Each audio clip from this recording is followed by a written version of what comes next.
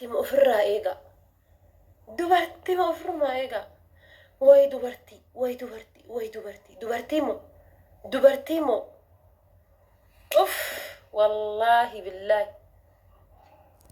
Wallaahi billaahi waan akka dubartii ennu. Ani dubartiidha. Waliin nyaadhaa waliin hin nyaatin naasiniin hin jedhu. Waliin dhugaa waliin hin dhugin naasiniin hin jedhu. Waliin deemaa waliin hin deemin naasiniin hin jedhu. Hiriyyaallee hin baafatin naasiniin hin jedhu. Hiriyyama dubartii tana yeroo waa itti himattaniif, yeroo waa taataniif, yeroo waa gootan ofirrumaa eeggadha. Ofirrumaa eeggadha. Hiriyyaa dubartii tan teetitti bira shaaworiin galin. Hiriyyaadha dubartiidha biratti uffata kan kee baafattee hin uffatin. Hiriyyaadha dubartiidha biratti rifeensa mataa keetiin filatin. Hiriyyaadha dubartiidha biratti akka argite hin nyaatin, akka argite hin rafin. Hiriyyaadha dubartiidha abbaa manaa keetiin waliin barsiisin. Hiriyyaadha dubartiidha maatii kan keetiin waliin barsiisin. Jaaladhu jireenya keetiin alatti kophaatti baasi. Argitani? Jireenya keetiin ala baasi jaaladhu. Hiriyyaati yaa abbaa manaa kiyya naa haa dubbiftu jettee fuutee abbaa manaa keetiin waliin barsiisin. Wallaahi anatu sin jedhe. Hiriyyaati yaa dubartiidha maan rakkoo qaba maatii kiyyaa walaa barattu jettee maatii keetiin waliin barsiisin. Hiriyyaa kiyyaa dubartiidha maan rakkoo qaba madaamii tiyya bira dhuftee bakka takka hojjanna jettee bakka hujii ufii kan keetii hojjattuu hin fidin. Wallaahi wanni akka dubartii marziin hin jirtu. Wanni akka dubartii jiruu keessaa si baaftu hin jirtu. Wallaahi wanni akka dubartii jireenya keessaa si baaftu hin jirtu. Dhiirri aadiidha. Dhiirri maal si godha? Bar dhiirri gattaa'ee batata akkasiyyoo batata mana akkasii batata qaama akkasii batata maaliyyoo akkasii batata akkasiyyoo siin hin jiru bar dhiirri. Hin jiru bar miidii mana irratti mee yeroo wal arrabsitu dhiira akkasitti teettee si arrabsitu argitanii hin jirtu jechuudha hin argitanillee arguudhaaf illee teessa. Dubartii maa jechuudha nyaara kallacha keetii kana bara akkana addaan qooddee bifa isaatiin si arrabsiti. Sii waliin nyaattee kaate. Sii waliin dhuddee kaate. Jaaladha waliin jaalatinaa isin jaalala keessatti garuu jireenya keessaniin kophatti baasaa jaaladha dubartii. Jaaladha jireenya keessaniin addatti baasaa jaaladha. Abbaa manaa keessaniin addatti baasaa jaaladha. Dubartii marziidha. Wallaahi addatti baasaa jaaladha. Dubartii ofirraa eega. Anaami dubartiin ana ofirraa eega hiriyoonni tiyya yoo jiraattan. Ila hiriyoonni tiyya warri na jaalattanis ta'e kan na dhiyaattanis ta'e kan hiriyyaa ta'e ana mataa kiyyoo ta'e yeroo waan natti himattan yeroo waan natti dubbatan anumaa tana ofirraa eega. Anumaa tana wallaahi billaahi yeroo kuweetiin hojjadhu mucayyoo wayiiti abbaan kenna tokko haadhatee na garagara jedhee obbira fide hujii dhabdee jennaan. Wallaahi kalaama kana kaboodaa naa haa godhu kakadhee isin hima. Fuudhee obbira fide. Argitanii fuudhee obbira fide. Hujii dhabdee ciifti haa hojjattu jedhee fuudhee obbira fide. Fuudhee obbira fide gaafa ka'an manni diqqaadha. Mana shakkaadha ni beektanii warri kuweetiin keessa jirtan manni shakkaadha. Namittiin ilmoo qabdi yeroo san dahuudhaa deemti. Birrii sii dabala ilmoo dhaluutan illee naa guddisii naan jette. Lakkiin guddisuun jedheen. Ani hin qaanin qabuu hin beeku ilmoo ni sodaadhan jedhe dide ofirraa. Kadhageen maali qulqullinnaa fi nyaata hojjechuudhaan dhaqe. Ilmoo amma isiin fuutee natti kennaa tuutan ofirraa dide. Maaliif dide ilmoo sanis guddisuu ni danda'ani. Akka ilmoo biyya kennaa dhidhiibbaa sukkuummaa hin barbaachiftu. Ni danda'a ilmoo sanis guddisuu. Guddisaatis tures jechuudha. Isiidha carraa banuu barbaadeeti. Argitanii kala sarratanyaa daa'ima qabdee beektu naa barbaadii naan jette. Okay ishii jedhee isii fuudhee fite. Bakka hiree tiyyaa tana bakka riskii tiyyaa tana isii fuudhee fite. Haanaa waliin hojjette haanaa waliin jiraattu jedhee. Beeka oromummaa walii qabna malee hin beeku. Gaafa bakka kana isii fidu maal jedhee isii fide intala adeera kootiiti jedhee isii fide. Sumeyanaa dhuf intala adeera kiyyaa intala abbaan kenna lamaan gara haadhate abbaan kenna tokko haadhatee na garagara jedhee fide. Argitanii ni dhuftee waliin ni hojjanne yoo ji'a afur waliin hojjanne namittiin daa'imnis naa jabaate tokko haa deemu tokko haa taa'u jette namittiin. Sumeetoo tankiyoo argitanii tokko haa deemu tokko haa taa'u jette namittiin. Laan jedheen dura namittiin ana gaafatte nyaata hojjechuu anatu beeka. Qulqullina manaa anatu beeka gatii ta'eef namittiin isiin adeemtu si ibirri si dabalaa ilmoo daa'ima guddisii yeroo hujii irraa galu namittiin tiyya barsiiftudha. Yeroo hujii irraa galeetiin jedhe anatu laala ilmoo naan jette. mee dhageeffadhaa hin barbaadun jedheen guyyaa lama namittiin kopha qabdee na haasofte hin fedhun jedheen gaafa kan osoo akkasii teetan mindaalee xiqqaadhaan teenna maan na goote seetan namitti dhaqiiti isin an 16 mindaa fudhadha isin 22 fudhatti situ na dura mindaa fudhata waan ta'eef namitti itti dhaqiiti namittiidhaani mindaan hunda bali jedhiin kanaan hojjannu yoo isin 20 biraa deemnaa naan jette haati faate fayyaaletti tiyya maal goote isin fakkaatere dhaqee namittiidhaan mindaan hunda bali yoo mindaan hunda balle ni deeman jedheen jedhanii ji'a afur moo akkam bira hojjanne namitti bira nama lama agana jedheen jennaan gaafa kaan namitti yoo barbaachisaa ta'e ammaan tana bahii deemi malee mindaan dabaluu naan jette namittiin akkana naan jette naan irra dhaabadhu jedhiin naan jette rakkoon qabnu ni deemna yoo siin didde ni deemna naan jette haya okay shedhe namittiidhaani yoo birriin tiyya nan daballe boru shaantaa fudhadhee deemaa jedheen gite yoo mindaa kiyya naan daballe boru shaantaa fudhee deeman jedheen miskiinummaan garuu waan nama goone hin qabdu gara laafummaan ana baay'ee namiiteerti bakka dhaqee bakka gaheetti haganatti okay hin jedhettinne isiin tiyya daa'ima ofiitiin waliin isii makiina kayattee eessa deemte seetan mana haadhaa deemte karaa deemtu kana janaatti gadhaabde birrii haganaa sii kenna haa deemtu itti dhiisii hin deema dhaartii itti dhiisii jetteen okay dhani namitti walii galanii galgalti namittiin ganama birri sante sii kenna ganama baatee deemtaa taaksii fidadhuu naan jette akkana jedhaartii maal jettaa jedheen birrii narraa muratti amma yoo si'i waliin deeme birrii tana na dhoggachuu dandeetti gaafa 22 dhufaa biiroo mataa ina eegi deemi naan jette argitanii laalame dubartiidha beeka an bar bakka isiin teettetti nyaata hojjedhee geessaafi bakka isiin ilmoo garaa kaattee teettee silkii goroggortutti ilmoo qofa guddifti uffata isii kiyyaa wali qabee miicaafi uffata isii miicaaf nyaata hojjedhee geessaaf kai nyaata kan kee hojjetadhu hin jedhuun nyaata hojjedhee geessaaf intala adeera kiyyaatiin intala abbaa kiyyaatiin waliin dhaabadhaa jechuudha hicciitii isii baasee namitti itti hin himu argitanii ka'ee waliin dhaabadhaa isiin maal godhe si fakkaatan deemi naan jette ni deeme gaafa guyyaan 22 sun gahu maal godhe isinitti fakkaate gaafa 22 sun gahu itti bilbilee dhufaa jirtamoo akkam hojii deemaa innaan bari osoo anin argin warri koyeetini beettanii ji'aani dhaqeetini warri dallaala kan hojii nama galchu dhaqee fudhata osoo an bari hin argini namichi dallaala birrii fudhatee deeme namitti na qaxxalchiifte ji'a naan jette argitanii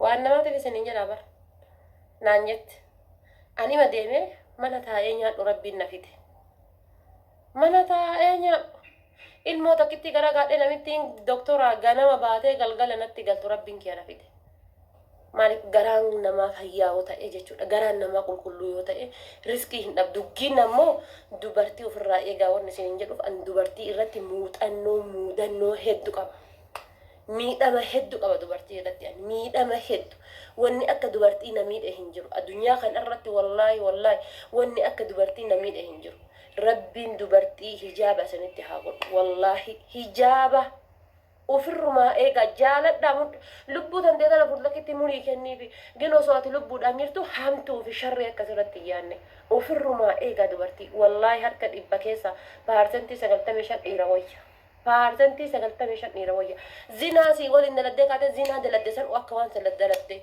sii waliin nyaattee kaatee sii waliin dhuddee kaatee akka waan ati nyaateeti gaaf kan fiddee qaama kan kee kana miidiyaarra dhaabdee akkanatti akka sirraa mulqiti gabaa keessatti dubartii moo a'uuzu billaahi mina shaytaan rajim dubartii ofirraa eega wallaahi billaahi dubartii moo a'uuzu billaahi kanaaf isiniin jedhee waa'ee maaliirratti akka waa'ee dubartii kaasee hin beeku ammas warri tola ooltan anumarra tola ooltummaan kan koo baay'ee na miidheera baay'ee tola ooltummaan kiyya jechuudha namaaf garaa laafuun namaaf yaaduun ofii qooqa bulee namaaf ta'uun ofirra dabarsee namaaf kennuun ofii wannadhee namaaf laatuun nama baadhachuun namaaf cannaqamuun namaaf honnachuun baay'ee na miidhee jira wallaahi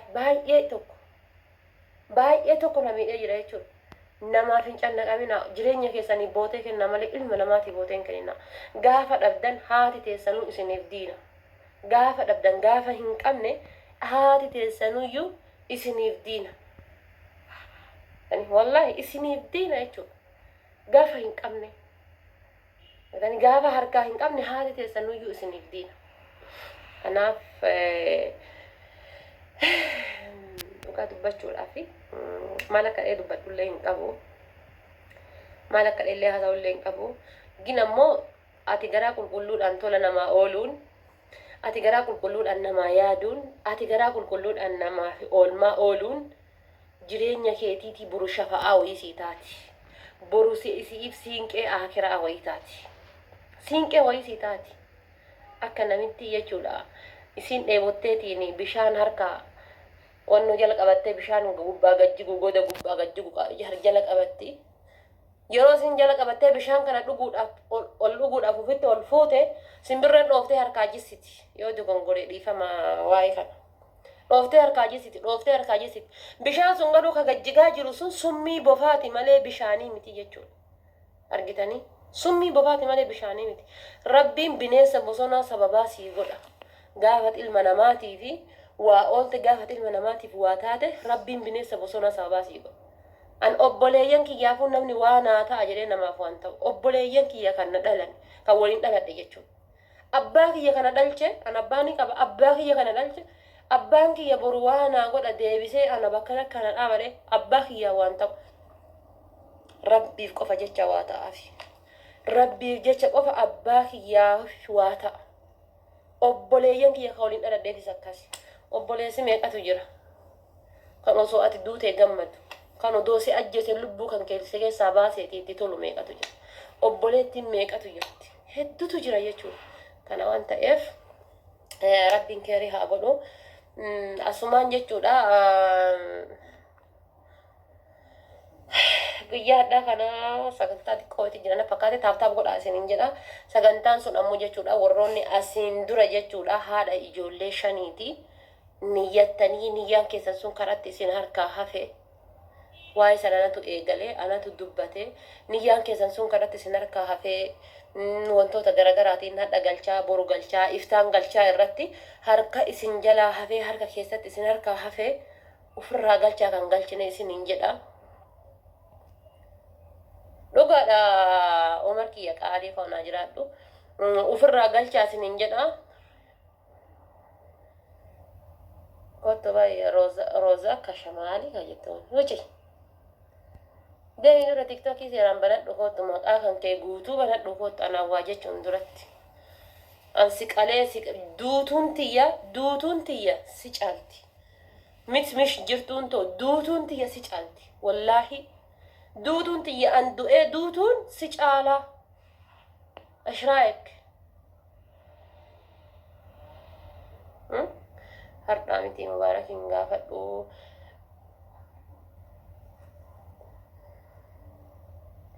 Wallahi ani an du'ee duutuun tiyya wallahi jireenya addunyaa kanarratti an nama eenyuufuu hin jimbiilfanne nama eenyuufuu jireenya kiyya keessa hin nadne nama eenyuunuu irratti hin hirkanne.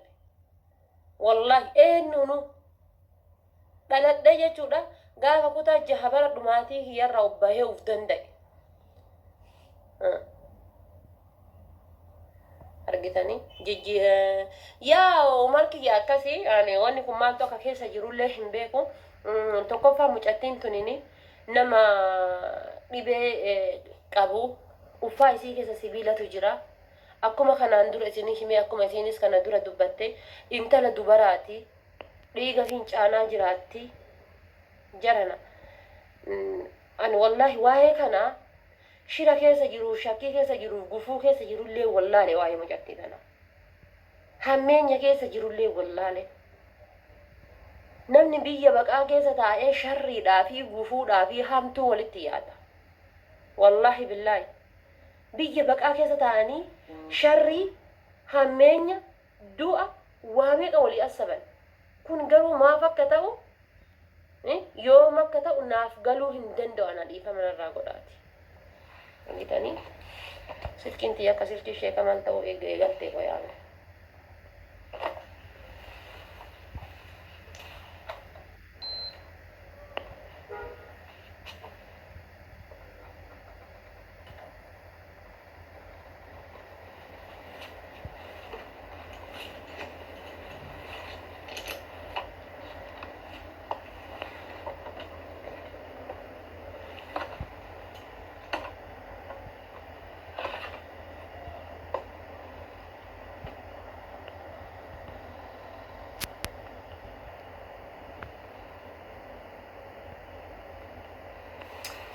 kanaaf isinin jedha taab godha ani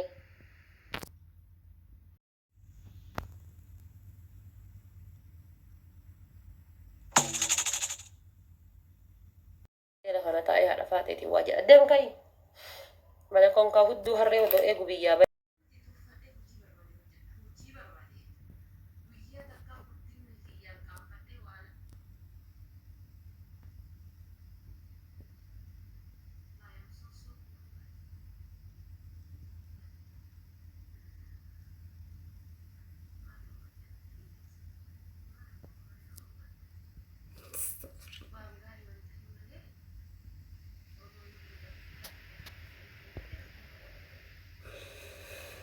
من الإمارات.